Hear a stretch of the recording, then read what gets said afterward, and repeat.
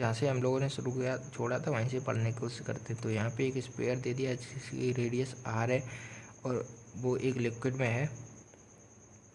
तो एक स्फीयर है जिसकी रेडियस r है और वो एक लिक्विड में मतलब कि फ्लो कर रहा है जिसकी विस्कोसिटी ईटा है। अगर वो एक टर्मिनल वेलोसिटी v एक्वायर करता है, तो अगर एक दूसरा स्फीयर है जिसकी रेडियस 2r है तो उसकी वेलोसिटी क्या होगा। तो हम लोगों ने मतलब कि एक तरीके से हम लोगों से रिलेशन पूछा है जो टर्मिनल वेलोसिटी और उसका r का। तो हम लोगों को पता है कि क्या होता है, r स्क्वायर टाइम्स होता है। तो हम लोगों को पता है T1/T2 क्या हो जाएगा, R1/R2 का होल स्क्वायर। तो हमारे पास R1 है 1 और R2 क्या है 2। तो यहाँ पे T1/T2 क्या हो जाएगा, T1/T2 हो जाएगा 1/2 का होल स्क्वायर। तो मतलब 1/4 हो जाएगा, 1/4 हो जाएगा। यहाँ पे लिख नहीं पा रहे तो यहाँ पे मतलब कि 4 टाइम्स हो जानी चाहिए थी। तो हमारा आंसर हो जाएगा यहाँ पे, इसका सी आंसर हो जाएगा 4B हो जाएगा। अब आते हैं 5th क्वेश्चन पे। तो हम लोगों के पास 2 सॉलिड स्फीयर दे दिए गए हैं ऑफ सेम मेटल दे दिए गए हैं और उनका मास दे दिया गया है और वो विस्कस लिक्विड में फ्लो कर रहे हैं। तो उनकी वेलोसिटी टर्मिनल वेलोसिटी के साथ रिलेशन पूछा गया है। मास हमारा सेम है, मास हमारा, तो हम लोगों को मास के और मतलब कि मास के साथ को टर्मिनल वेलोसिटी का रिलेशन फाइंड करना है। तो हम लोगों को टर्मिनल वेलोसिटी क्या पता होता है कि directly proportional to r square. और मास क्या होता है, मास को हम लिख सकते हैं 4/3 पाई r³ मतलब कि वॉल्यूम इंटू डेंसिटी लिख सकते हैं कि नहीं, v इंटू रो। तो वॉल्यूम क्या होता है कि r³ हो जाता है 4/3 r³ इंटू रो। तो हम क्या करेंगे, अगर हम इस मास को r बनाने की कोशिश करें तो क्या करेंगे, m⁴ कर देंगे और r के बराबर आ जाएगा। तो अब हम इसको इस इक्वेशन में पुट करेंगे तो यहाँ पे हो जाएगा v =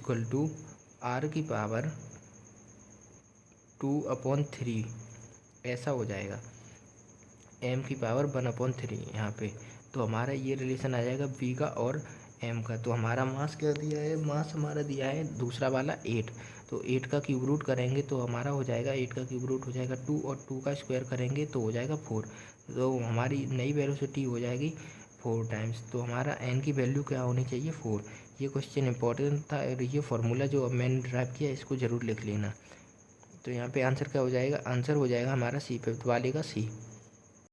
अब हमारे पास क्वेश्चन गिवन है 6। तो यहाँ पे लेड स्फीयर है जिसका मास m है, एक विस्कस फ्लूइड में फ्लो कर रहा है जिसकी वेलोसिटी v है और another liquid of mass 8m fall through the same liquid, the terminal velocity will become. तो टर्मिनल वेलोसिटी के साथ इसका रिलेशन पूछा है तो हम लोगों को क्या करना चाहिए।